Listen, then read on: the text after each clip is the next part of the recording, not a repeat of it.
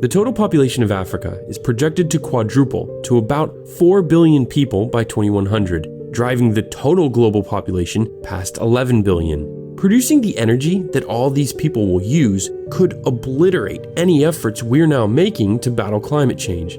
But Africa's population explosion is also a tremendous opportunity, because all the power plants where all these people will get all of their electricity from haven't been built yet. This means humanity is now being presented with a once-in-a-lifetime-of-our-species shot to make our planet's fastest growing region leapfrog the dirty fuels of the past to embrace a future of clean, renewable energy. This is a quick look at how that optimistic vision of the future can become reality. The residents of Zambia don't need any reminders that climate change threatens their way of life. The region is suffering its worst drought in 35 years. That's big trouble for a country that gets nearly all of its power from the force of water passing through 3 hydroelectric dams. No water means no electricity, and no electricity means blackouts that have frequently brought commerce and productivity to a standstill, gutting the Zambian economy and causing many to lose their jobs. All across Africa, countries are confronting the same problem, a constant lack of power. Sub-Saharan Africa, all 910 million people, consumes less electricity than the 4.8 million people of Alabama. Overall, more than half of all Africans have no access to electricity. But this is changing, thanks to the emergence of renewable energy. The cost of building larger-scale solar panel and wind turbine farms continues to plummet, making governments and utilities more likely to choose them over traditional sources like hydro, coal, nuclear, or natural gas.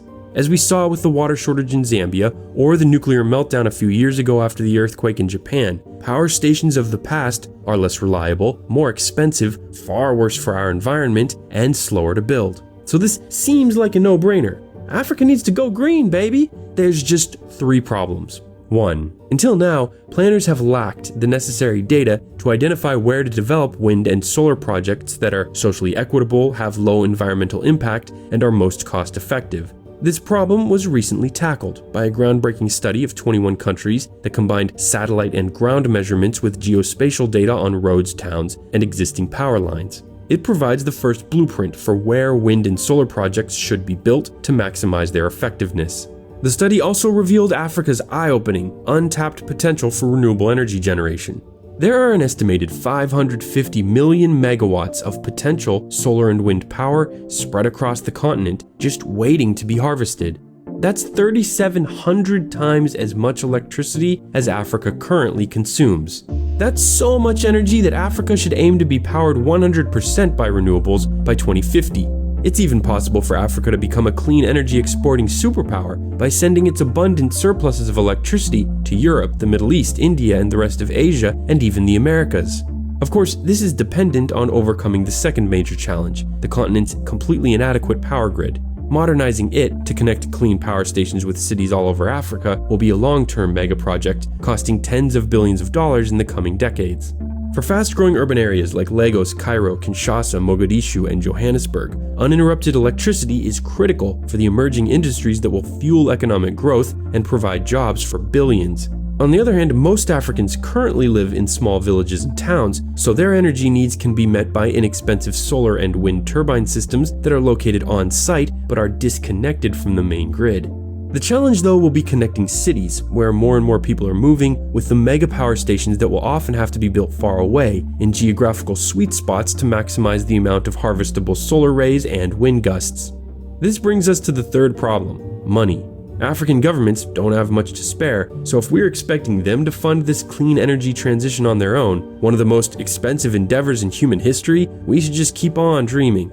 Organizations like the World Bank understand this. In 2015, it created the Scaling Solar Program to help investors partner with African nations that are looking to go green, but are often seen as risky places to start a large project.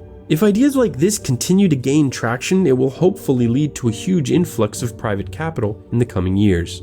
Another strategy is for wealthier nations to provide some of the money, understanding that every time an African country chooses clean over dirty energy, the entire world is a little better off in the long run. The UN's Green Climate Fund is intended to be the centerpiece for this action. It hoped to raise hundreds of billions of dollars by 2020, but so far it has raised just $10 billion. US President Obama transferred $500 million into the fund in his final week in office, then handed the government of the world's richest country over to a climate change denier, so it's unlikely the US will be contributing more anytime soon. Still, while progress may be held back for a few years, it is an undeniable fact that helping Africa go green is best for everyone in the long term. Time will tell if we're able to seize this moment, but every single day that passes without action, every time a baby is born in Africa, the pressure on governments to pull energy from the ground increases, and the window of opportunity for a clean future closes a little bit more. Thanks for watching. Our previous video in this series profiling the megacity of Lagos really seemed to spark your interest, so we'll keep it going. Several of you had helpful requests on places to cover next, and I'll definitely be looking into them. Others were pleased to hear about a leader like Governor Ambode that Africans can place some hope in. Until next time, for TDC, I'm Bryce Plank.